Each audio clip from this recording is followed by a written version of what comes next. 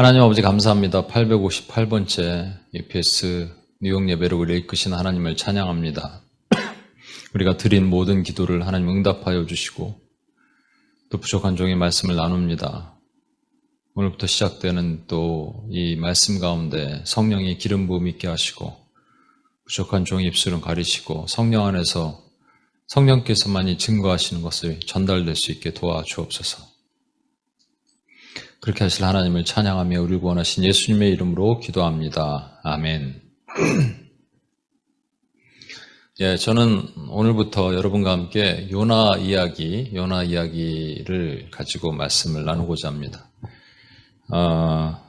일단 말씀을 같이 한번 읽을까요? 요나서 1장 1절에서 3절 같이 읽겠습니다. 시작. 여호와의 말씀이 아미떼의 아들 요나에게 임하니라. 이르시되 너는 일어나 저 큰 성읍 니느웨로 가서 그것을 향하여 외치라. 그 악독이 내 앞에 상달되었음이니라 하시니라. 그러나 요나가 여호와의 얼굴을 피하려고 일어나 다시스로 도망하려 하여 욥바로 내려갔더니 마침 다시스로 가는 배를 만난지라. 욥바로 내려갔더니까지만이네요. 죄송합니다. 그러나 요나가 여호와의 얼굴을 피하려고 일어나 다시스로 도망하려 하여 욥바로 내려갔더니 그래서 오늘부터 요나 시리즈를 하겠습니다. 왜냐하면 여러분 지난주에 이제 중보기도 부흥 선교에 대한 패러다임 말씀을 들으셨죠? 중보기도를 하면 반드시 하나님께서 부흥을 주셨는데 부흥을 주시면 그게 크고 작아요. 내 삶에서도 일어납니다. 여러분 기도하면 우리가 요즘 40일 특별 기도를 하고 있고 끝나자마자 또 사순절 기도예요. 여러분 기도하고 나면 어떤 결과가 나타날까요? 기도에 참여하신 분은 그 삶에 부흥이 일어납니다. 반드시. 이걸 믿으셔야 돼요. 내 삶에 부흥이 일어난다. 그러니까 기도에 참여하라는 말입니다. 참여하시면 부흥이 일어난다니까요. 믿지 못하면 말고. 근데 믿는 분들은 참여하십시오. 그러면 여러분 삶에 하나님의 부흥이 일어납니다. 부흥이 일어나면 어떠한 고난도 우리가 이길 수 있어요. 고난을 한 번도 안 주신 적이 없다니까요. 주의 백성은 고난을 주세요. 욥처럼 긴 고난이냐? 욥이 그 고난을 당한 기간을 어떤 학자들은 한 2년 정도로 봅니다. 그보다 더 보는 사람들도 있고. 근데 만약 2년에 당하는 고난을 욥처럼 너무 극악한 고난을 견디지 못하죠. 그래서 하나님을 원망하고 떠날 수도 있는데 부흥이 우리 안에 있다면 그것을 통과할 수 있다니까요. 그러니까 고난은 피해갈 수 없잖아요. 평생 우리가 삶 가운데 고난을 피해갈 수 없어요. 고난을 이기려면 부흥이 있어야 되는데 부흥이 있으려면 기도해야 된다니까요. 원리입니다. 근데 이제 고난 다음에는 하나님이 계속 고난만 주시는 게 아니고 그 다음에 미션을 주십니다. 그게 선교예요. 나는 선교랑 관계 없는데요? 아닙니다. 선교 자체가 미션이에요. 그렇죠? 중보기도 부흥 선교. 그러니까 선교 그러니까 무슨 고어 나가는 선교, 어떤 선교사 이것만 생각하는데 미션입니다. 이게 태스크예요. 미션 스테인먼을 쓴다고 얘기하잖아요. 그렇죠? 미션이에요. 미션을 받는 거예요. 그게 비전이고요. 그래서 비전의 방향으로 가려면 반드시 기도로 시작하는 겁니다. 근데 오늘 이제 선교 그랬으니까 조금 더 여기 선교는 우리가 생각하는 해외 선교 이런 식으로 봤을 때 죄송합니다. 자꾸 이게 아직도 기침이 안 나서 해외 선교 이런 거로 봤을 때 구약 성경에서 유일하게 해외 선교를 했던 사람이 있습니다. 그게 바로 요나입니다. 그래서 요나 스토리는 우리가 선교를 논할 때 매우 중요합니다. 그래서 선교학 공부할 때는 요나 얘기가 되게 많이 나와요. 그것도 지 멋대로 마음대로 해석을 하는 것 같아요. 어떤 인본주의자들의 해석을 보면. 그리고 또 고렙에 들어간 것도 아니라고 해석하는 사람들도 있습니다. 그래서 여러분 그거 아세요? 가나 혼인잔치에 있는 가나 있잖아요. 예수님이 계셨던 그 성지순례를 하다 보면 예수님의 이 삶을 추적하는데 가나 혼인잔치가 있는 가나 근처에 요나의 무덤이 있대요. 거기에 왜 요나의 무덤을 두셨을까? 그 인본주의자들은 여러분 사람이 어떻게 고래 배, 큰 물고기 배에 들어가서 다 녹아날 텐데 하나님 천지를 창조신 하나님께서 그거 안 녹아나게 하실 수도 있죠. 뼈 안 녹게 하실 수도 있죠. 성경에 구체적으로 표현하고 있잖아요. 죄송합니다. 이건 참 성경에 구체적으로 표현하고 있잖아요. 이 머리에다가 미역을 감고 그런 것으로 나중에 이제 우리가 보겠습니다만 그게 우리는 진짜라고 믿고,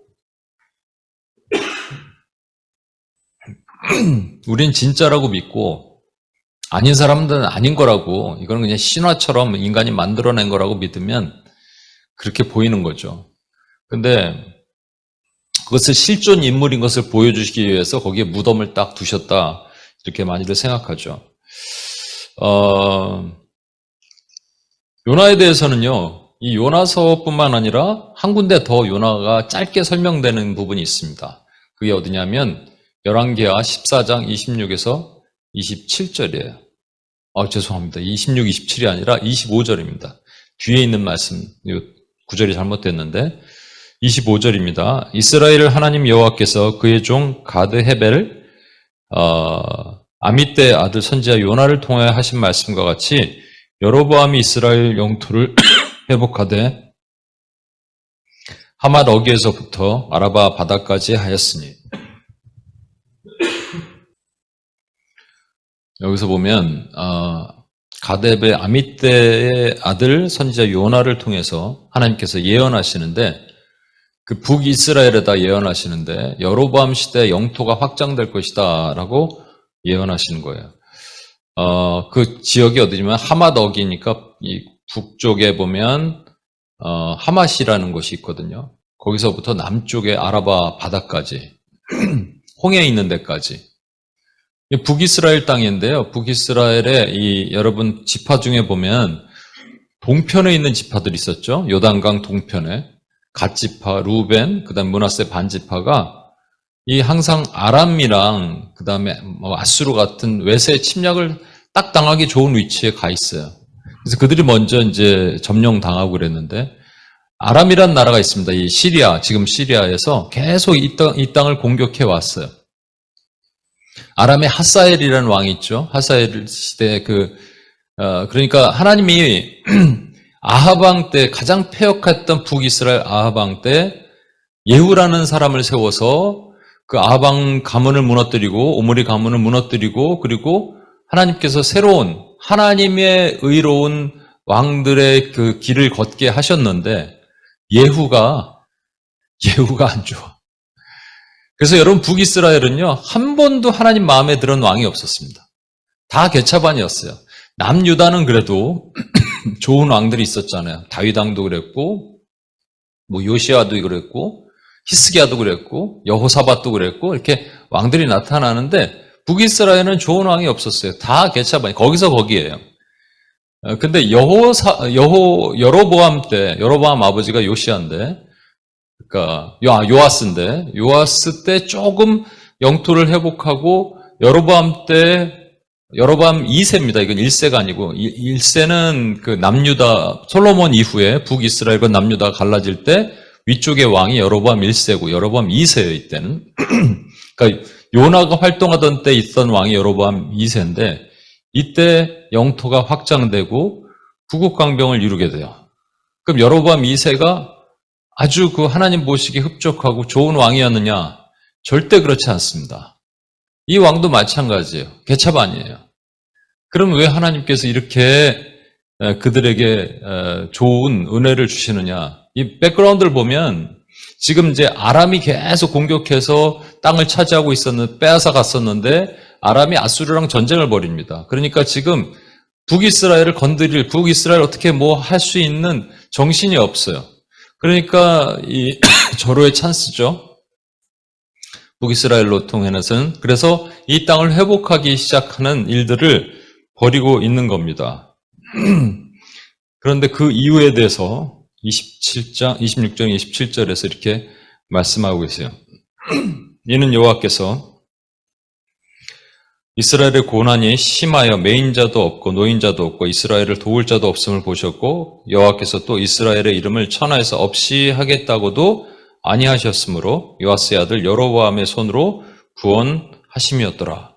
무슨 말입니까? 여로보암이 마음에 들어서 그 땅을 고쳐주시겠다는 게 아니고 이스라엘을 그때까지는 없애겠다라고 말씀하지 않으셨어요.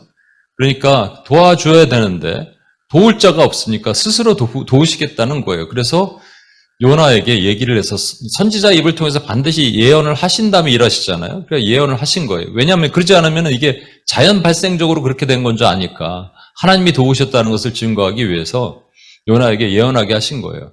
그래서 그들이 그때 여로보암 2세 때가 가장 북이스라엘이 북극 강병을 이루는 시대가 됐다 이런 겁니다. 그런데 여러분, 제가 여러분에게 질문하고 싶은 거는 요나의 입장에서 한번 생각해 보십시오. 요나는 지금 여로보암 왕이 마음에 안 들어요. 마음에 안 드는 왕 앞에 가서 지금 여로보암 왕이시여 북이스라엘이 영토가 확장될 것입니다. 하마더기서부터 남쪽 아라비아 바닷가까지 우리 영토가 확장될 것입니다. 이렇게 말하고 싶을까요? 요나의 성격 아시잖아요. 싫으면 안 하는 사람이에요, 여러분. 그렇죠? 니누에로 가라는데 안 가요. 막 도망가고 고래 뱃속에 들어가기까지 죽여달라 그러는 정도로 싫어하는 사람입니다. 싫으면 안 하는 사람인데 싫지 않겠어요? 근데 왜 했을까요? 이게 여로보암 왕은 싫어도 북이스라엘 나라는 사랑했던 사람이에요. 어떤 정치인이 싫어도 이 국가를 사랑해서 그 나라를 위해서 막 기도하고 하잖아요? 그러니까 지금 보면은 여로보암 왕은 싫어도 북이스라엘은 사랑했으니까 그래서 이 땅에 예언을 했습니다. 요나의 예언을 통해서 실제 그런 일이 일어났고요. 그럼 니느웨의 왕이 싫어도 니느웨 백성을 위해서는 예언할 수 있어야 되는데 그때는 니느웨 왕이든 니느웨 백성이든 다 싫었단 얘기죠. 그럼 이 사람 안에 뭐가 있던 거예요? 사랑의 결핍이 있었던 거죠? 비교가 있었던 거죠? 뭔가 다른 마음이 있었던 거죠? 편견과 편애가 있었던 거죠? 선입견이 있었던 거죠? 이런 것들을 저와 여러분이 오늘 좀 얘기를 해보고자 합니다. 사실은 여러분 요나의 삶을 보면 요나가 이름이 영어로 조나잖아요. 제가 옛날에도 한번 얘기했는데 이게 다 우리예요. 요리 봐도 나, 조리 봐도 나. 그래서 요나, 조나 이렇게 얘기하는 거예요. 왜냐하면 우리도 가기 싫으면 안 가거든요.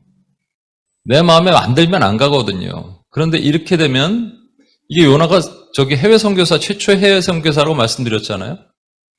그러면 이거 못하는 겁니다. 해외 선교 못하는 거예요. 그럼 우리는 해외 선교는 아니더라도 여러분 좀 마음 편하게 해주려고 해외 선교 굳이 안 나가도 우리는 지금 해외 선교를 위한 기도를 하고 있는데 해외뿐만 아니라 가까이 있는 것도 마찬가지고 이런 마음 가지셔서는 절대 못하는 겁니다. 하나님은 이것을 깨셔야 돼요. 그래서 하나님께서 나중에 이제 요나를 고레배에 넣었다가 빼시고 하는 모든 과정이 사실 요나의 이런 마음을 다 걸러내시기 위한 과정이라고 보면 됩니다. 요나에 대해서는 그의 부친이 아미떼라고 되어 있는데 아미떼는 열왕기 하에 보면은 이 스불론 지파 가드 헤벨이라는 곳이 나사렛 근처에 50km 정도 떨어진 곳이래요. 그러니까 갈릴리 근처에 있어요. 여러분, 이 요나도 갈릴리 근처, 또 다른 누군가 선지자도 갈릴리 근처에서 나오셨죠. 근데 요나는 이렇게 자기가 좋은 것만 하고 싫으면 안 가고 호불호가 확 갈려요. 그런데 또 다른 갈릴리 근처에서 나오신 선지자 그분은 절대로 편견과 편애와 자기가 좋아하는 것만 가고 또 싫은 거는 마음을 닫아버리고 그러시지 않으셨다는 겁니다. 그분이 누굽니까? 우리 주 예수 그리스도 아니세요? 사마리아 땅으로 들어가지 말라고 제자들에게 그러셨어요. 제자들에게 왜 그러셨는가? 그런데 예수님은 들어가셨어요. 이거 오해하지 마십시오. 예수님이 십자가에 달리실 때 누구의 왕으로 죽으셨죠? 유대인의 왕. 그래서 유대인의 왕으로 죽으셔야 돼요. 근데 부활한 이후에는 열방의 임금, 열방의 왕이 되셔야 되는 거죠. 유대인의 왕으로 유대인에게만 사역하셨어요. 계실 때는, 이 땅에 계실 때는. 왜냐하면 율법이 죽고 은혜를 탄생시키기 위해서 그렇게 하셨거든요. 그러니까 사마리아는 들어가면 안 되는 거예요, 제자들은. 둘씩 전도여행 보낼 때도 그 땅을 들어가지 않는 거죠. 그러나 예수님 부활하신 이후에는 너희가 온 유대와 사마리아와 땅끝까지 이르러 내 증인이 되라 그렇게 말씀하셨죠. 그런데 사마리아 들어가셨어요. 당신은 들어가셨어요. 왜? 이런 제자들이 가지고 있는 편견, 이런 마음들, 이런 것들 다 깨부시게 하시기 위해서 직접 몸소 보여주신 거예요. 우리와 무척이나 닮은 모습이 요나입니다. 저랑도 닮았고 여러분도 닮았어요. 여러분, 이거 사랑하기 힘든 사람을 사랑하는 게 쉽지가 않죠. 그런데 요나의 모습이 우리의 모습이라면 우리가 사랑하지 못하고 어떤 사람에 대한 믿음을 갖지 못하고 하나님에 대한 믿음을 갖지 못하고 그랬기 때문에 여러 가지 지금까지 우리가 영적으로 성장하지 못하는 것이 아닌가라는 생각을 좀 해보게 됩니다. 여러분, 근데 주님의 마음은 어떠실까요? 주님의 마음 한번 볼까요? 에스겔 18장 23절입니다. 주 여호와의 말씀이니라. 내가 어찌 악인이 죽는 것을 조금인들 기뻐하랴. 그가 돌이켜 그 길에서 떠나 사는 것을 어찌 기뻐하지 않겠느냐.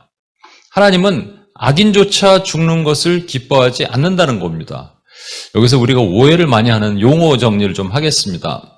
악인과 죄인을 헷갈려 하시는 분들이 있어요. 여러분은 죄인입니까? 악인입니까? 여러분 의인입니까? 죄인입니까? 이렇게 질문하면 여러분 답이 확 나와야 돼요. 여전히 죄인이지만 하나님이 의롭게 보신 죄인이에요. 그죠?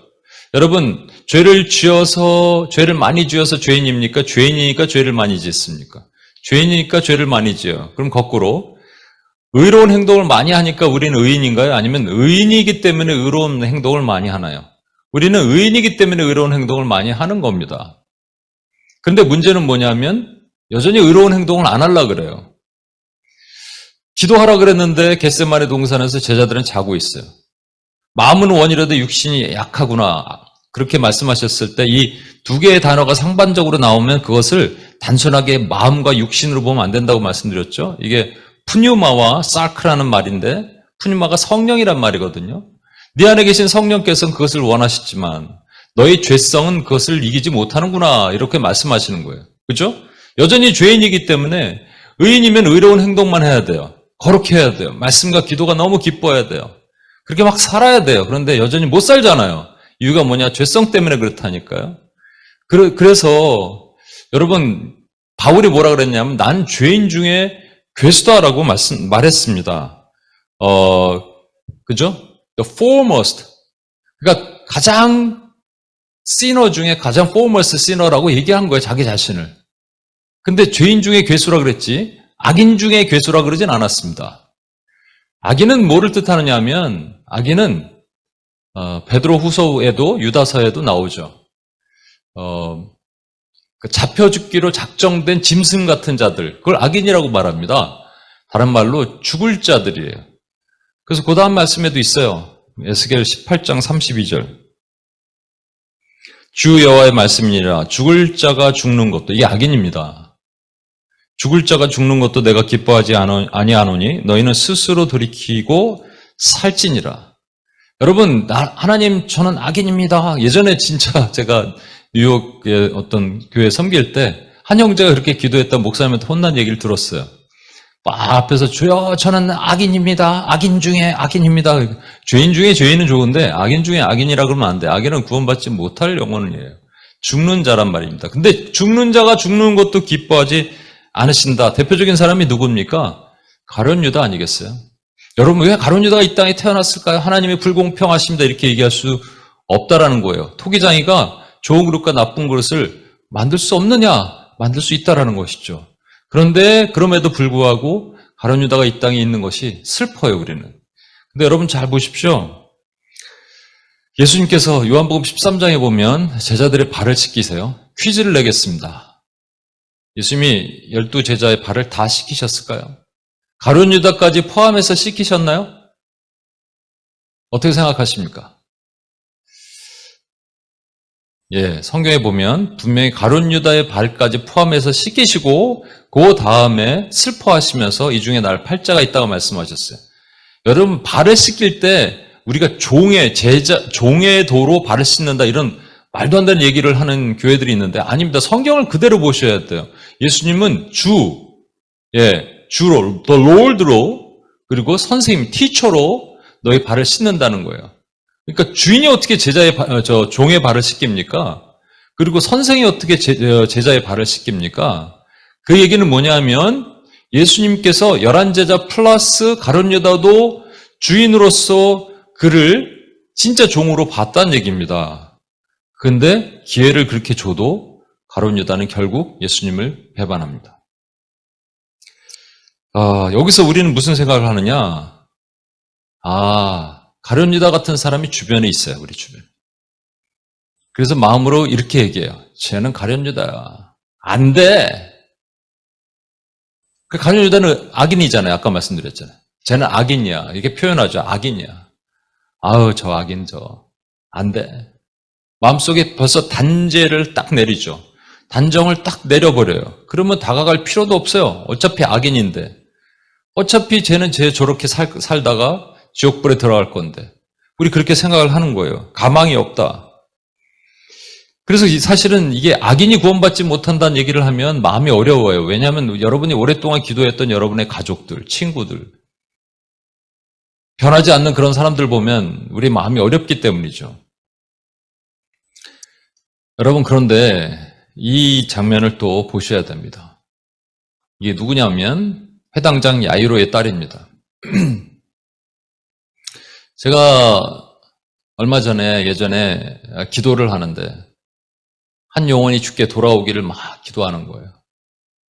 근데 하나님께서 주신 마음이 있기 전에 제 안에 이제 정죄, 단죄가 벌써 나오는 거죠.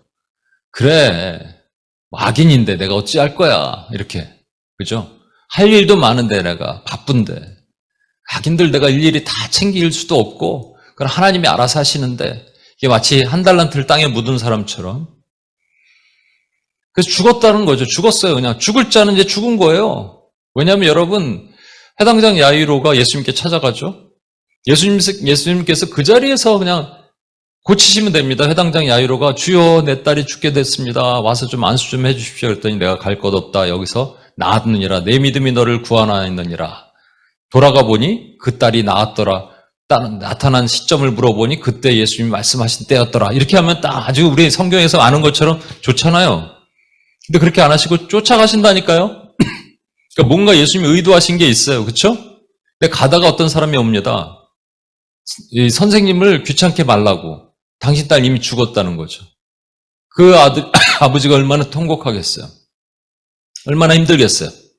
근데 예수님께서 뭐라고 하십니까? 죽은 것이 아니라 잔다. 가자. 이렇게 얘기하시는 거죠. 가자.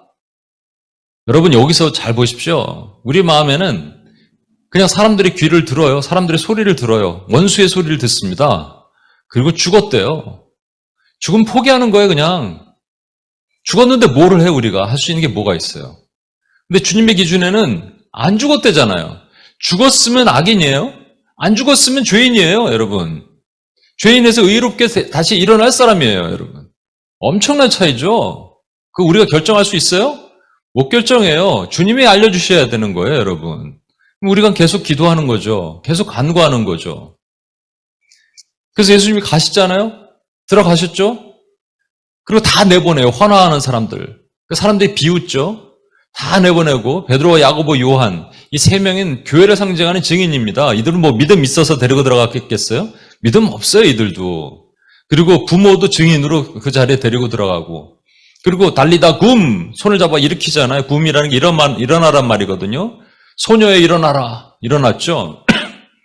죽었다고 하는데 안 죽었잖아요. 예수님 안 가셨으면 어떡할 뻔했어요. 그러니까 우리가 끝까지 붙들다가 중간에 멈추면 어떻게 되는 거예요? 죽는 거잖아요.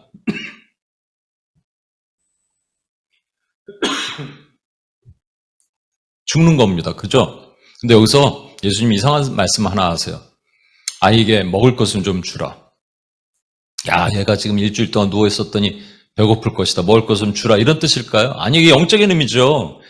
죽었다가 일어난 아이는 우리가 함께 기도해야 될 진짜 지금 눈에 보기에는 죽었을 수 있는 그런 사람인데 그 영혼에게 뭐가 필요하단 말이에요. 말씀. 이제 말씀을 먹이면 살아난다는 거예요. 제자가 된다는 얘기입니다. 그래서 의롭게 여김받는 죄인으로, 의인으로 이 땅을 살아갈 수 있다는 것이죠.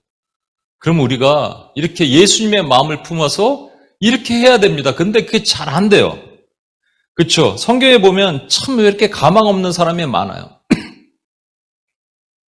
매트를 깔고 있는 38년 된 병자.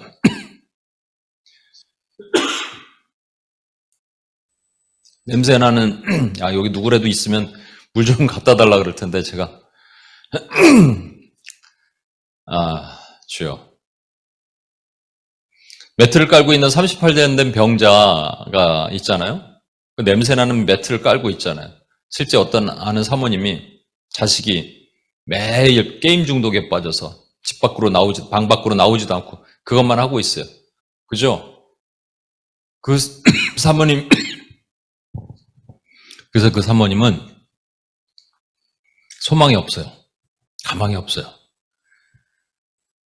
근데 매트를 깔고 있는 38년 된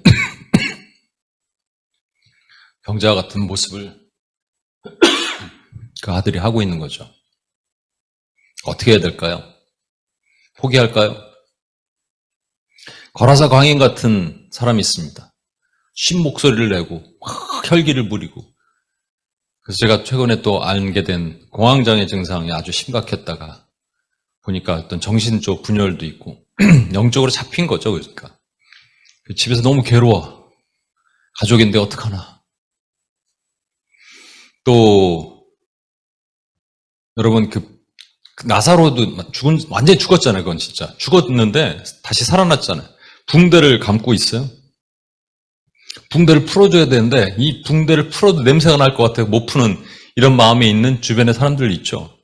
우리 주변에 사실 이런 사람들이 너무 많아요.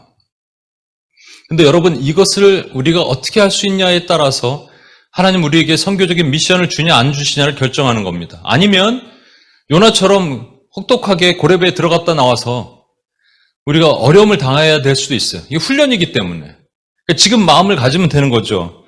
요나에는 그러면 안 되는 거였는데 하나님의 부르심에 반대 방향으로 갔잖아요. 니누에로 가라는데 반대로 갔어요. 강력한 묶임이 있었어요.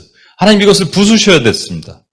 마찬가지로 우리에게 부흥 이후에 선교를 주신다면, 선교 미션이에요. 이 미션을 수행하기 위해서 우리의 요나와 비슷한 마음이 있으면 안 되기 때문에 요나가 어떤 마음이 있었는지를 우리가 볼 필요가 있습니다. 요나를 보십시오. 요나는 여러분 이게 극단적이죠? 니느웨까지는 800km 정도 된대요. 근데 저기 다시스, 스페인에 있는 다시스까지가 3,800km 정도. 한 5배 정도 되는 길을 도망가는 거. 이거는 단순하게 멀리 도망간다는 게 아니고요. 하나님의 명령을 의도적으로 반대하는 겁니다. 하나님에게서 멀어질수록 우리 내면에는 이런 마음이 굳어지는 마음이 생겨요. 그게 뭐냐면 3가지입니다. 우리를 잡고 있는 생각체계, 이 3가지 잘 보십시오, 여러분. 첫 번째는 제가 그 선입견을 영어로 prejudice라고 저는 이렇게 생각했는데 또 prejudice를 편견으로 보고 선입견을 preconception으로 또 보더라고요. 다른 이제 책들을 보니까. 그래서 이제 선입견을 preconception으로 보겠습니다. 편견을 prejudice, 그 다음에 고정관념을 stereotype로 보겠습니다.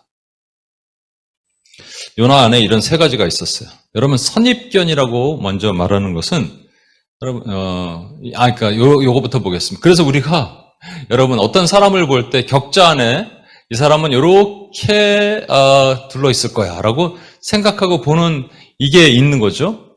요즘 대표적으로 MBTI 있잖아요. 무슨 형이세요? 이런 거 물어보면서. 어떤 목사님이 자기 아들이 A형인 줄 알고 있었는데, A형밖에 안 나올 줄 알았다는 거죠. 그럼 사모님이 A형이고 뭐 그래서 그런가? 어떻게 되는지 잘 모르겠습니다. 아무튼 근데 AB가 나왔대요. 깜짝 놀랐다는 거죠. AB를 자기가 평상시에 되게 안 좋아했대, 그 목사님은. 아들이 AB가 된 거야. 그러니까 그것도 문제가 있는 거죠. AB는 안 좋아, 이렇게 하는 거. 이런 생각들, 이런 틀에서 우리가 깨야 되는데 첫 번째가 뭐냐면 우리 안에 선입견이 있다라는 겁니다. 선입견은 어떤 사건이나 경험하기 이전에 갖고 있는 나의 생각에 대한 겁니다. 기대, 이런 거죠. 이것을 경험해보지 않았는데 미리 지레짐작한다는 말입니다. 미리 생각한 건데 이게 무조건 나쁜 것만은 아니에요. 뒤에 있는 그 편견과 선입견이 좀 헷갈리는데 선입견은 좋은 것도 미리 생각할 수 있는 거죠. 그죠? 나쁜 것도 미리 생각할 수 있고. 성경의 한 예를 볼까요? 그래서 선입견 그러면 이게 두 가지가 있는데 성경의 한 예를 보면 이겁니다. 예수님이 나다나엘을 부르시는 무화과나무 아래에 있던 나다나엘을 부르시는데 나다나엘이 빌립이 와서 지금 우리가 메시아를 만났다 그러니까 뭐라 그럽니까? 그가 어디 동네 출신이냐? 나사렛이다. 나사렛에서 무슨 선한 것이 나겠느냐? 이런 얘기를 한 겁니다. 저랑 같이 신학 공부를 했던 베트남 목사님이 있습니다. 키가 되게 작고요. 영어도 뭐 그렇게 잘하지 못하고요. 그래서 이제 뭐 그가 막 발표를 이렇게 하고 하면 그냥 사람들이 그런가 보다 뭐 저도 그렇게 약간 뭐 리스펙하진 않았어요. 예. 그리고 우리 마음에 베트남에서 뭐가 선한 것이 나겠느냐 뭐 이러진 않았겠지만 뭔가 좀 우리 안에 그런 것들이 있었던 것 같아요. 근데 이분이 수마 쿰라우드 했습니다. 공부 잘했어요. 그리고 마지막에 뭐 박사과정 공부도 하고 근데 요번에 제가 여기 오늘이 M센터에 캄보디아 아니 베트남 목사님을 만나서 같이 교제하고 식사하는데 제가 베트남 목사님이랑 같이 공부했다 그러니까 누구라 그러더라고요. 그 목사님 얘기했더니 너무나 잘 알고 그분 너무나 유명한 분이라 그러더라고요. 우리가 가지고 있는 선입견이 얼마나 문제가 있습니까? 한국의 모 목사님은 학부도 졸업을 못했어요. 근데 그분이 한국에서 엄청나게 큰 교회 목회를 하고 이제 은퇴를 하셨잖아요. 우리 기준에는 그분이 이제 목회할 때 그랬다는 거죠. 역시 그래서 깊이가 없구나 뭐 이런 얘기. 학부밖에 못 나와서. 선입견이죠. D.L. 무디 그랬잖아요. D.L. 무디 보면서 문법이 몇 개 틀리고 막 이렇게 뒤에서 세는 그런 신학자들이 있었대요. 그런데 신학자들은 아무리 얘기해도 영향력이 없는데 D.L. 무디 한 번에 몇만 명씩 은혜를 받으니까 우리가 가지고 있는 선입견이 얼마나 무섭습니까? 그런데 선입견과 비슷한 게 좀 다른 측면이 있는데 그게 후입견이라고 말씀드렸죠. 선입견 프리컨셉션이니까 포스트 컨셉션으로. 후입견은 무슨 얘기냐면 선입견은 경험하지 못한 거라면 후입견은 경험한 것을 가지고 얘기를 하는 거예요. 성경의 기준으로 대표적인 게 이것이죠. 마르다가 이제 오빠가 죽었잖아요. 그래서 예수님이 말씀하십니다. 마르다야, 네 오빠가 살아나리라. 그랬더니 주여 마지막 날에 모든 사람이 부활할 것을 내가 믿습니다. 이렇게 얘기를 해요. 내가 압니다 그럽니다. 압니다 그래요. 그러니까는 예수님 뭐라 그러시냐면 나는 부활이요 생명이 나를 믿는 자는 살겠고 무릇 살아서 나를 믿는 자는 살겠고 무릇 살아서 나를 믿는 자는 영원히 죽지 아니하리라 라고 이것을 믿느냐? 그러니까 그 마르다가 예 믿습니다 이렇게 얘기를 하잖아요. 근데 예수님 바로 가서 돌을 옮겨라 그랬더니 이렇게 얘기를 하는 겁니다. 주여 죽은 자가 나흘이 되었으므로 벌써 냄새가 나나이다. 그러니까 좀 전에 믿었다는 얘기는 안 믿었다는 얘기죠. 그죠? 선입견 아까 말한 것처럼 나사렛에서 무슨 선한 것이 나겠느냐도 마찬가지예요. 하나님이 거기서 나신다면 나시는 건데 뭐가 없다는 거예요? 그 안에 믿음이 없다는 얘기입니다. 여기서도 마르다도 믿음이 없어요. 선입견이든 후입견이든 전부 믿음 없는 행동들을 하는 거예요. 그런데 여러분 이와 비교되는 한 장면을 여러분 말씀드릴게요. 베드로가 물고기를 잡습니다. 잡고 있는데 밤새도록 못 잡았어요. 근데 예수님께서 나타나시죠. 잡았느냐? 못 잡았는데요. 그래 깊은 곳에 가서 그물을 던져라. 깊은 곳에 가서 그물을 던져라. 나의 경험을 from my experience는 깊은 곳에 그물을 던지면 안 돼요. 여기서 깊은 곳은 한 100m 떨어진 곳이 아니고요. 그 갈릴리 호수의 한 중앙쯤, 그죠? 그래서 한 3km 정도 떨어진 곳에 그물을 던져라. 거기는 물고기가 없어. 그런데 베드로가 뭐라 그랬냐면 밤이 새도록 잡지 못하였지만 말씀에 의지하여 내가 나아가리다. 여러분, 우리 가지고 있는 선입견과 후입견을 깰 수 있는 것은 단 하나입니다. 말씀이에요. 말씀이 들어오면 우리 안에 믿음이 생겨요. 선입견이든 후입견이든 이런 겁니다. 어떤 사람 딱 봤을 때 저거는 안 되는, 다가갈 수 있는 사람이 아닌 거야. 그리고 내가 경험해봤어. 저런 타입은 내가 알아. 잘 알아. 그래서 내가 가지 않을래. 그렇죠? 기도하지 않을래. 이게 우리 생각이에요, 여러분. 선입견, 후입견. 근데 주님의 마음을 주시잖아요. 말씀이 오면 나아가는 거예요. 아까 제가 말씀드렸잖아요. 어떤 한 지체에 대해서. 근데 그냥 전 악인이 내가 이제는 상관 안 할 거예요 하나님 그랬는데 하나님의 말씀이 온 거예요. 예수님이 그 모습을 기도하는데 떠오르게 하셨어요. 죽은 것이 아니라 잔다. 그 말씀이 있으니까 내 안에 믿음이 생기는 거잖아요. 그죠? 믿음이 생기는 거예요. 선입견, 후입견은요, 우리의 믿음으로 깨부수는 겁니다. 말씀을 가진 우리의 믿음으로. 엄청난 믿음의 도전을 갖는 거죠. 두 번째는요, 편견이라는 게 있습니다.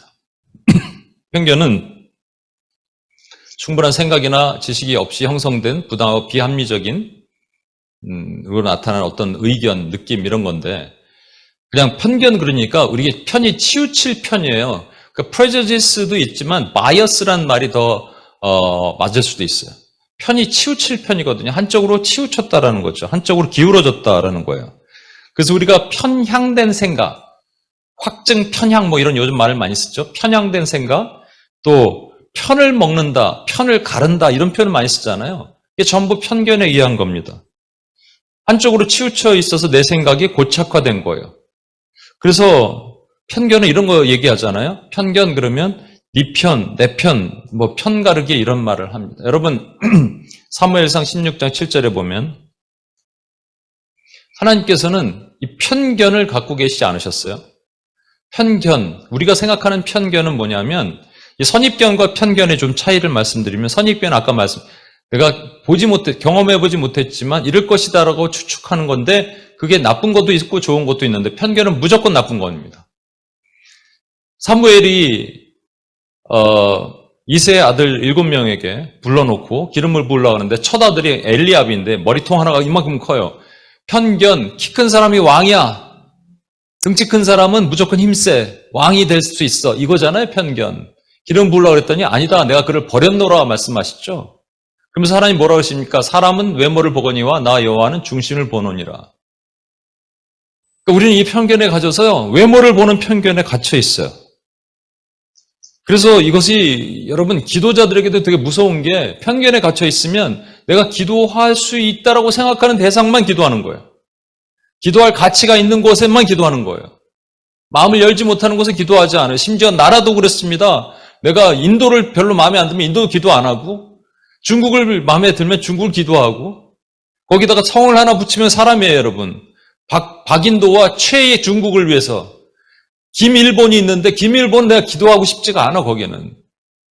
이러면 우리를 하나님이 선교적 기도할 수 있는 단체로 사람으로 쓰시기가 부당한 거예요. 우리가 적합하지 않은 것이죠. 여러분 이 말씀만 보세요. 여기 가려있어서 안 보이는데 제가. 편견에 사로잡힌 사람은 트라이언 에드워즈라는 분이 쓴 거예요. 편견에 사로잡힌 사람은 마귀에게 사로잡힌 사람이다. 편견은 마귀로 영향을 받는다고 했어요. 근데 이게 매우 근거 있는 겁니다. 여러분, 편견은 편견으로 끝나지 않고 편견의 친구가 있어요. 편견의 친구 이름이 뭐냐면 편애입니다. partiality 아니면 favoritism이에요. 편견에 의해서 내가 좋아하는 사람, 싫어하는 사람이 자연스럽게 갈려져요. 편견은 사람만 대상으로 하는 것이 아니지만 편애는 사람이에요. 좋아하는 사람, 싫어하는 사람이 딱 정해져 있어요. 저는요, 제 마음의 기준이 있어요. 편애를 갖는 사람은 나는 너무 싫어하기로 작정했어. 그러면 또 편애인가요? 헷갈리네. 편애를 난 너무 싫어해. 제가 저한테 특별히 잘하시는 분들이 많이 있어요. 그러면 제가 편애를 좀 해야 될 거 아니에요? 근데 기도할 때 저는 하나님이 보십니다. 기도할 때 하나님 이 사람이 나한테 너무 잘해요. 특별한 복을 주시옵소서 따따블의 복을 이렇게 기도 안 합니다. 그래서 저한테 좀 이렇게 좀 매몰차게 하시는 분들도 있겠죠? 그럼 저 사람에게 하나님 지금 벼락을 떨어뜨려서 깨닫게 하시고 저한테 용서를 구하게 하시옵소서 이런 기도 안 해요, 저는. 왜냐하면 예수님이 그렇게 안 하셨기 때문에. 그러나 그건 하나님이 다 갚으시고 하나님 다 알아서 하시는 거예요. 그죠? 저는 공평하게 기도해 주는 거죠. 하나님 성령이 시키는 대로. 근데 이 편애는요, 무서워요, 이게.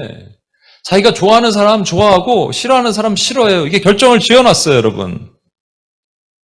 근데 이게 성경에 뭐라고 그러는지 한번 보십시오. 같이 한번 읽어볼까요? 하나님과 그리스도 예수 안에 예수와 시작.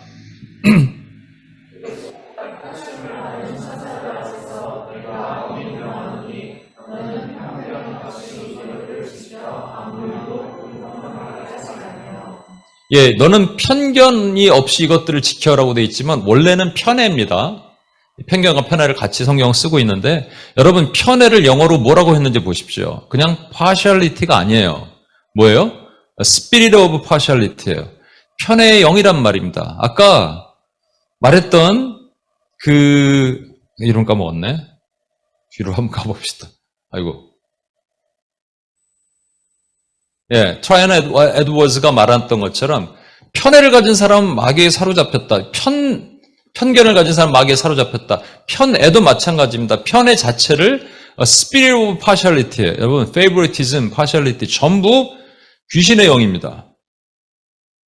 내가 한쪽으로 치우쳐고 한쪽만 사랑한다. 이거 귀신이 여러분을 붙잡고 있다는 말이에요, 여러분.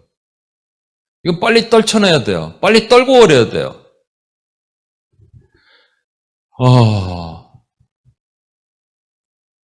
우리가 잘 아는 소설입니다. 오만과 편견. 얘가 어렸을 때 봐갖고 잘 기억이 안 나서 이 책 3권짜리로 돼 있는데 제가 PDF로 읽는 것을 속독으로 확 빨리 읽었어요. 뭐 등장인물도 많고 헷갈려요.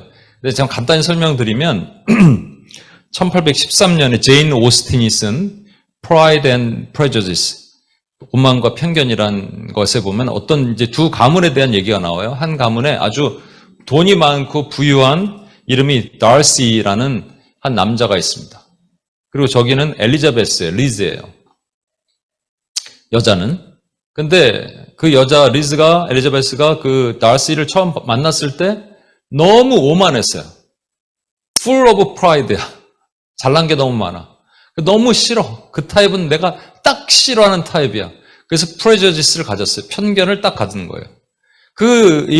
그것이 계속 그 소설에서 이끌어 나오다가 결국은 마지막에 다시가 이 여자를 돕고 그 동생을 도와주는 그런 장면이 나와요. 돈 재정으로 도와주고 그런 것을 보면서 그가 가지고 있는 프레저지스가 깨지는 거예요. 리즈가 가지고 있는 프레저지스가. 편견이 깨집니다. 그래서 둘이 결국 사랑했다는 결혼했다는 그런 스토리예요, 여러분. 근데 여기서 중요한 게 뭐냐? 저 리즈가 가지고 있는 저 편견에는 저 사람이 오만하기 때문에 나는 이런 편견을 갖고 있어 라고 말하는 그 편견에는 그 안에도 오만한 교만이 있다라는 거예요. 그게 이 소설을 평가하고 할 수 있는 핵심이 됩니다. 여러분, 존 로크라는 분이 이렇게 얘기했어요. 모든 사람은 자신이 개입되지 않은 것처럼 다른 사람의 잘못된 편견에 대해서 불평을 한대요. 저 참 편견이 있어. 저게 편견이 있어. 그 치료 방법이 무엇인가? 모든 사람들이 다른 사람의 편견은 놔두고 자신의 편견을 반성하는 것이다. 여러분 잘 아는 말씀 있잖아요. 스펙이 있고 그다음 플랭크가 있잖아요. 넌 네 눈에 있는 플랭크는 들보는 보지 못하고 다른 사람에 있는 스펙 하나를 뽑아내겠다고 그러고 있느냐? 예수님 말씀하셨잖아요. 그거예요. 여러분 이게 뭐냐면 한마디로 말하면 뭐냐면 이 편견의 중심에는 뭐가 있냐면 사랑이 없습니다. 예전에 어떤 목사님이 개척을 했어요. 그래서 이제 그럼 그 교단 이렇게 개척 세미나 같은 걸 갔는데 거기에 멘토 목사님으로 간 분에게 제가 들은 얘기예요. 저 얘기 아닙니다. 제가 개척했는데 그래서 저는 그런 세미나를 좀 가봐야 되는데 저도 갔는데 거기 갔더니 이제 그 개척한 목사님들을 이렇게 멘토 목사님들이 이렇게 코치해주는 그런 게 있었나 봐요. 그런데 이 목사님이 개척했는데 오래됐는데 잘 안 되니까 옆에 이런저런 목사님들이 이런저런 얘기를 하는데 그것도 얘기를 잘해야죠. 근데 목사님 이건 이렇게 해야 됩니다. 저건 저렇게 해야 됩니다. 했더니 그 개척교회 목사님이 그러더라는 거죠. 다 듣더니 그거 다 해봤어요. 이렇게 얘기를 하더래요. 혹시 기분 나쁜 투로 저 같아도 별로 기분이 안 좋았을 수도 있을 것 같아. 그거를 이제 멘토 목사님 딱 듣고 그 생각이 들었다는 거예요. 우리는 얼마나 잘나서 저 사람한테 저 목사님께 저렇게 얘기를 할까. 그래서 그 목사님 한마디도 안 하셨다 그러더라고요. 여러분, 우리 눈에 있는 들보 때문에 남의 눈에 있는 남이 가지고 있는 어떤 모습을 편견으로 볼 수가 있고 그래서 내가 마음에 안 들어. 저 스타일 딱 싫어 내가. 난 저 스타일 저렇게 웃는 거 딱 질색이야. 저렇게 우는 질질 짜는 것도 싫어. 누가 결정했어요? 왜 그래요? 귀신의 영이라니까요. 귀신이 언제 붙었어요? 이게 뭐 때문에 생겨요? 사랑이 없어서 그렇습니다. 아가페, 인간으로 오는 사랑이 아니고요. 하나님으로 오는 사랑이에요. 이 사랑은 모든 걸 덮어주고 모든 걸 포용하고 모든 걸 이해하는데 이게 없으니까 자꾸 갈라치기를 하는 거예요. 자꾸 편가르기를 하는 거예요. 추가 기울어졌다니까 이렇게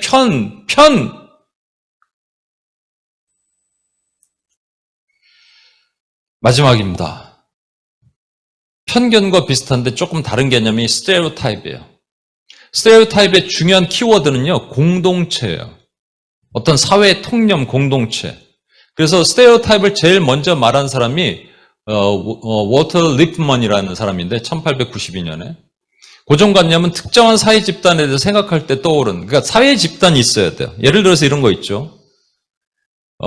좀 죄송합니다만 이게 젠더, 또 ethnicity, nation, 출생지, 직업군 이런 것들을 가질 때 우리가 생각하는 것처럼 이게 이 편견에서부터 파생돼서 어떤 큰 그룹을 그렇게 특정 지어 보는 거예요. 그냥 아예 그렇게 할 것이다 생각하는 거죠. 유태인들은 인색할 것이다. 흑인들은 난폭할 것이다. 중동 그럴 것이다. 남미 사람들은 게으르다. 그렇죠? 캘리포니아 가면 실제 조금 그러기도 해요. 이렇게 기다리면 한참 걸리기도 하긴 하는데, 저도 가지고 있는 이 고정관념이 있을 수도 있습니다. 뚱뚱한 사람은 게으르다. 금발 미녀는 무식하다. 우리가 가지고 있는 생각들이잖아요. 이런 생각들, 고정관념이 사회 통념으로 보는 거예요. 어떤 소셜 그룹 안에서 다 그럴 것이다. 그러니까 아까 이 편견이 조금 더 스몰이나 퍼스널한 거라면 이거는 조금 더 그룹이 되는 거죠. 그래서 나라를 평가할 때도 그렇게 보는 거예요. 중국 사람들 다 그래. 이런 말 하죠. 인도 사람 다 그래. 그 한국 사람들이니까 빨리빨리 다 그래. 절대 다 그렇지 않습니다. 왜 다 그래요? 우리가 가지고 있는 이 고정관념이 얼마나 무섭습니까? 이게 깨야지 우리 기도도 흘러나가고 그렇습니다. 근데 성경은 뭐라고 말씀하시는지 보십시오. 갈라디아서 3장 28절에 너희는 유대인이나 헬라인이나 종이나 자유인이나 남자나 여자나 다 그리스도 예수 안에서 하나니라. 여러 종류의 그룹을 말씀하시면서 니네는 원리스다라고 얘기하는 거예요. 원리스의 끝으로 올라가면 제너레이션을 쭉 올라가면 그 위에 누가 있냐면 아담이 있어요. 너희를 원래 from one man으로 너희가 나왔다. 한 사람 한 혈통으로 너희가 지음받았다는 얘기예요. 우리가 원래 한 가족이라는 얘기예요. 그죠? 죄로 인해서 언어가 달라지고 문화가 달라졌지만 여러분 이것으로 구분될 수 있는 게 아니에요, 여러분. 문화로 인해서 그냥 시밀러리가 비슷한 것은 있을 수 있어도 여러분 다름이 틀림이라고 말하는 것은 죄란 말입니다. 그런데 고정관념이 이렇게 만들어버렸어요. 자, 마무리를 하겠습니다. 우리가 잡고 있는 생각의 체계가 깨지지 않으면 요나처럼 하나님 고레배에 넣었다가 빼갖고 막 하지 않으면 우리는 그렇게 하실래요? 그거 원치 않잖아요. 그럼 지금 부수면 되죠. 선입견 아까 보셨죠? 선입견이든 후입견이든 뭐라고요? 나사렛에서 무슨 선한 게 나가겠느냐. 주여 이미 썩었습니다, 오빠. 냄새납니다. 이게 전부 뭐예요? 뭘 못하는 거예요? 믿느냐? 믿습니다 해놓고 못 믿은 거예요. 베드로는 주의 말씀에 의지하여 내가 깊은 곳에 그물을 던지리라. 자기가 가지고 있는 모든 후입견, 선입견을 다 부숴버리고 믿은 거예요. 믿음이 필요한 겁니다. 편견은 아까 말씀드렸잖아요. 내가 좋아하는 것만 좋아하고 편견은 편해요. favoritism, partiality. 왜? 뭐가 없어요? 이 사람은 사랑할 만한 가치 있고 이 사람은 싫어. 그게 뭐예요? 사랑이 없는 거예요. 아가페가 없는 거예요. 고정관념, 이게 특히 선교사들이 고정관념을 가져서, 아까 설명을 잘 못 드렸는데, 선교사님들, 우리 선교 공부할 때 되게 많이 얘기하는 게, 여러분, 서구 선교사들이 웨스트가 들어가서 이스트에 들어간 다음에, 사우스에 들어간 다음에, 항상 하는 게, 웨스턴 컬처는 better than 이스턴 컬처다. 이렇게 가지고 들어갔다라는 거죠. 부분적으로 맞는 게 있을 수도 있어요. 왜냐하면 아직 문화가 덜 개발됐고 그런 것도 있을 수 있지만. 그런데 그런 고정관념을 가지고서 다 싹 바꾸기를 했다는 거예요. 그게 문제가 되는 거죠. 근데 우리는 뭘 봐야 돼요? 그 안에 꽃이 피는 거예요. 심었더니 꽃이 피는 거예요. 꽃들도, 구름도, 바람도, 넓은 바다도 하나님을 찬양하게 될 거예요. 그것이 쓰레기 바다라도 하나님의 말씀이 심어지면 꽃이 피는 거예요. 그걸 뭐라고 얘기하냐면 소망입니다. 이것을 우리가 기도할 수 있어야 됩니다. 선입견 깹시다. 편견 부숩시다. 편애 깹시다. 사랑으로 녹입시다. 고정관념, 소망으로 그 땅은 살아나게 될 것이다. 일어나게 될 것이다. 누가 고정관념을 가지래요? 하나님이 그렇게 하신 적이 없는데. 그럼 우리가 일어나는 거예요. 살아나는 거예요. 우리 10년 가운데 이게 녹아나면 하나님 2024년에 저와 여러분에게 주신 이 미션 스테이트먼트를 쓸 수 있는 하나님의 종들이 되실 거라고 굳게 믿습니다. 우리 찬양 같이 한번 하겠습니다. 모든 민족에게 주의 성령을 부어 주시옵소서.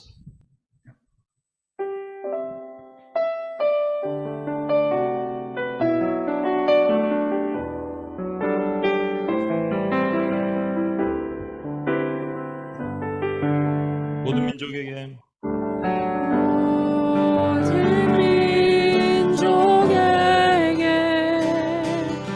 주 성령 부어주소서.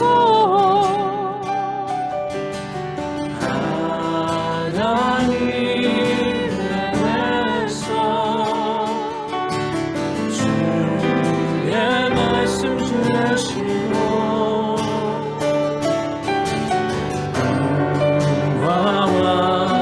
상주사 주의 비밀 알리소서. 우리 믿사오니 하늘이 주의 나 선포케 하소서. 그날의 주의 영이 금붕이 땅 위에 일어나리라. 모든 영혼 깨어 일어날 때 주 예수를 우리를 자리는 구원되리. 모든 열방에게 우리 자리에서 일어나실까요? 모든 열방에게 성령을 부어 주시옵소서. 성령 부어 주소서. 영광 주의 모사 주도 외하게 하시고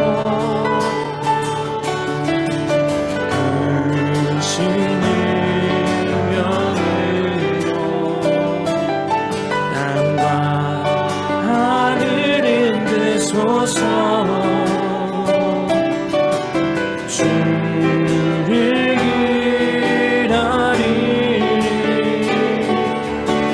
만물이 주의 나를 보게 하소서. 그날의 주의 영이 임하여 금붕이 땅 위에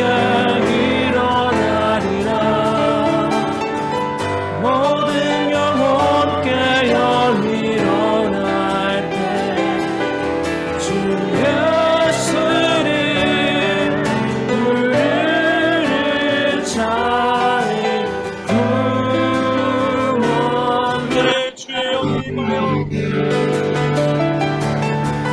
그날은 주의 영이 임하여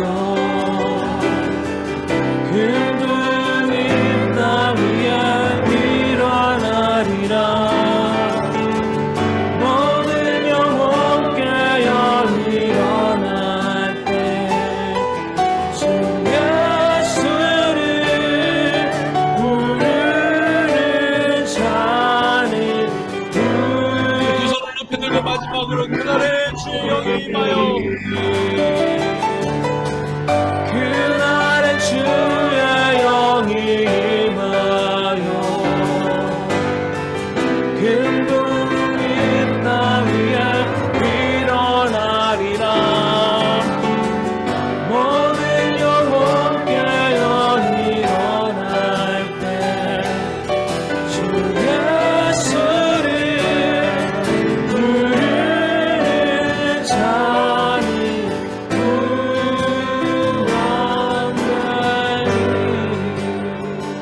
요나가 구약시대에 있었던 어떤 선지자의 모습으로 끝나는 게 아니라 그게 우리 자신의 모습이면 우리 안에서도 요나의 모습이 있습니다. 요나가 지금 세 가지 있는 그 모습, 첫 번째 선입견, 후입견, 우리가 경험했던 경험하지 않았던 뭔가 생각을 가지고 판단하는 것들 먼저. 근데 그게 무엇이 없어서 그런 거라고요. 그래서 저긴 가망 없다, 안 된다, 저건 악인이다, 소망 없다 얘기하는 게 뭐 때문에 그런 거라고요. 우리 안에 믿음이 없어서 그런 겁니다. 말씀이 떨어지면 그 말씀을 붙들고 가는 거예요. 믿음은 우리 안에 주신 말씀을 붙들고 네가 기도하라 그러면 기도하는 거고 엎드리라면 엎드리는 거고 주님 명령을 따라가는 겁니다. 저 여러분 안에 있는 저도 이 선입견이 있는데 이것을 부숩시다. 예수 이름으로 부숩시다. 말씀을 주옵소서.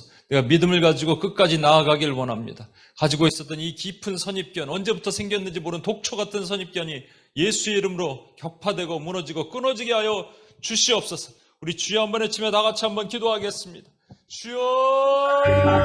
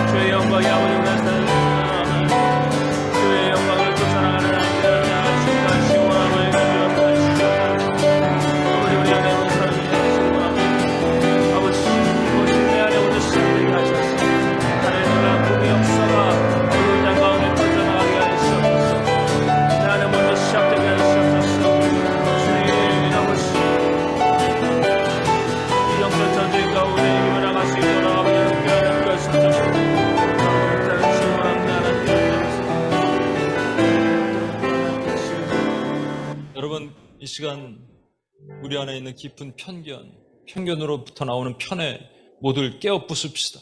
부숴버립시다. 내 뿌리 깊게 깊은 곳에 박혀 있어서 빼어나오지 못하는 이 가시와 같은 편견과 편의 스피릿, 이거 아까 말씀드렸잖아요. 스피릿 오브 파셜리티라고, 스피릿 오브 페이보리티즘이라고. 여러분, 이 편의 영이 우리를 잡고 있으면 아무것도 못합니다. 예수님이 사랑을 왜 우리를 편애하셨습니까? 그럼 사랑할 자를 사랑하시고 조금 더 사랑할 사람 구분하시고 사랑하셔야 되는데 안 그러셨잖아요. 공평하게 사랑해 주셨잖아요, 주님. 근데 우리는 왜 이렇게 편애합니까? 왜 우리는 이렇게 갈라집니까? 왜 편가르기 합니까? 여기서 편가르기에서 디비전이 나오고 시즘이 나오고 하는 거예요. 왜 편가르기 분단과 당짓기를 합니까? 왜 우리는 그렇게 삽니까? 이 시간 우리 안에 있는 뿌리 깊게 내 안에 들어가 있는 하나님이 편의 영, 편견의 영, 예수의 이름으로 격파되게 하시고 그것을 할 수 있는 유일한 방법은 아가페입니다. 사랑이 없어서 그런 거예요. 주님의 사랑이 우리 안에 들어와 나를 풍만하게 덮으시옵소서. 충만하게 덮으시옵소서. 내 심령 가운데 내 혈액과 조직과 세포까지도 아가페로 스며들게 하여 주시옵소서. 다시 살아나게 하시옵소서. 주여 이 죄를 용서하시옵소서. 사랑 없었던 죄를 용서하시고 편가르기 했던 죄를 용서하시고 사랑할 사람과 안 사랑할 사람을 구분했던 이 모든 죄를 용서해 주옵소서. 주님 고쳐주옵소서. 하나님 이 죄를 고쳐주옵소서. 우리 주여 한번 외치며 다 같이 한번 기도하겠습니다. 주여.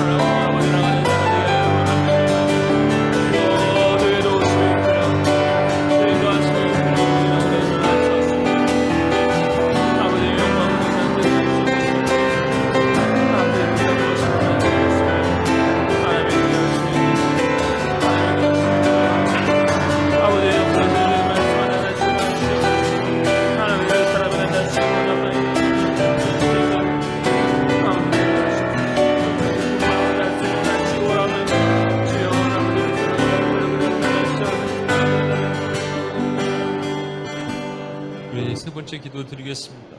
우리 안에 고정관념이 있어요. 어떤 소셜 그룹에 대한. 그러면요, 소망이 없어지는 거예요. 포기하게 됩니다, 여러분. 예를 들어서 에콰도르 오늘도 기도했어요. 여러분 소망 있습니까? 변할 것 같으세요, 거기가? 그냥 우리 마음 닫아버리면 끝이에요, 여러분. 기도하는데, 이거 안 될 것 같아. 근데 주님 아니래잖아요. 그곳에 씨앗을 심으래잖아요. 여러분, 조선 땅에 왔던 언더우드 선교사가 조선 땅을 바라보면서 소망이 있었겠습니까? 그들이 가지고 있는 이 척박한 문화 모든 걸 바라볼 때 그냥 고정관념으로 갖고 있었으면 끝나는 건데 안 그랬잖아요. 그래서 이 조선이 하나님의 사용하시기 편한 그릇으로, 기도하는 그릇으로 만들어졌잖아요. 우리 포기하지 맙시다. 우리 이 기도를 할 때 내 안에 가지고 있었던 모든 고정관념의 것들이 깨어지고 부서지게 하시고 하나님이 소망을 심는 기도가 되게 하시옵소서. 아멘. 하나님, 내가 부리는 곳마다 소망을 심는 기도가 되게 하여 주시옵소서. 아멘. 우리 주여 한번 외치며 다 같이 한번 기도하겠습니다. 주여.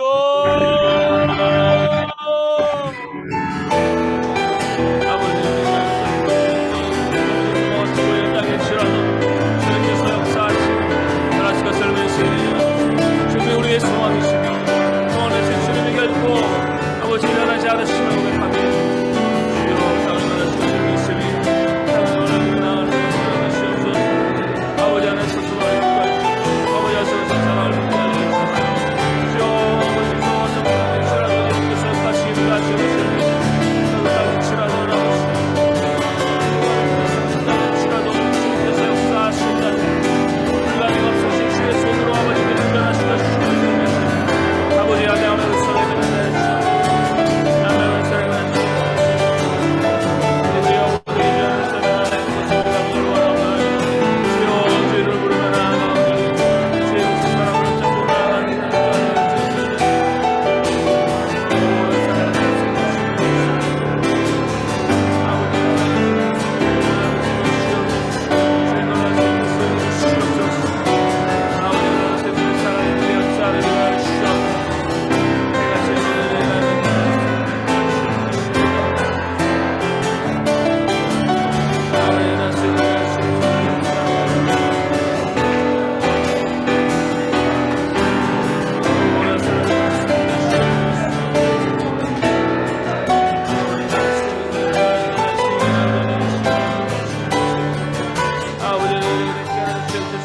마지막으로 기도할 때 UPS가 그렇게 됐으면 좋겠습니다. 여러분, 우리 개인의 미션 스테인먼트도 써야 되지만 UPS의 미션 스테인먼트도 써야 됩니다.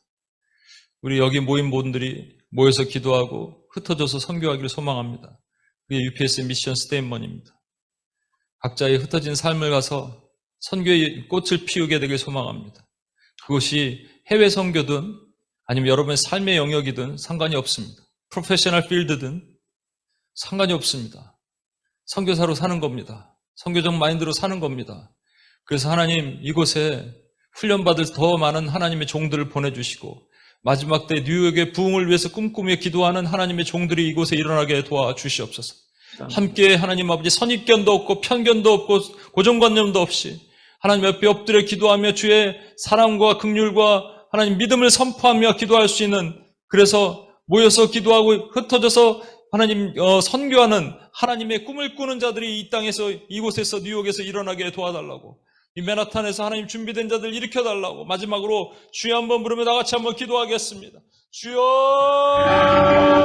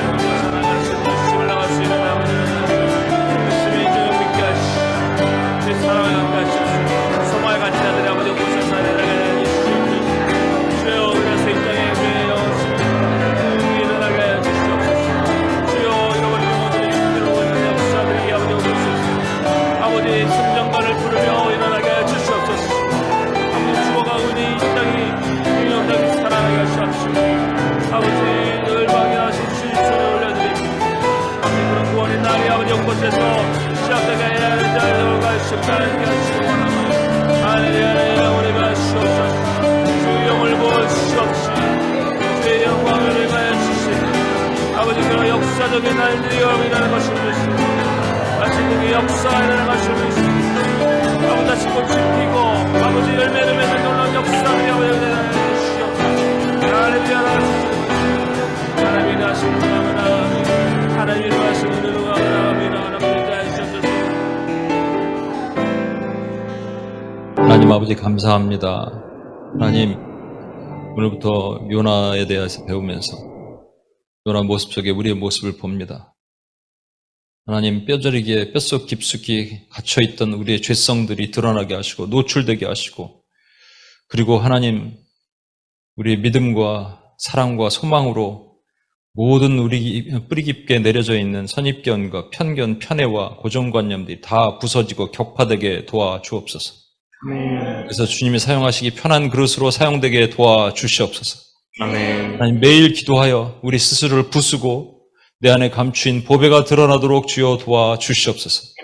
그렇게 하실 하나님을 찬양하며 우리를 구원하신 예수님의 이름으로 기도합니다. 아멘.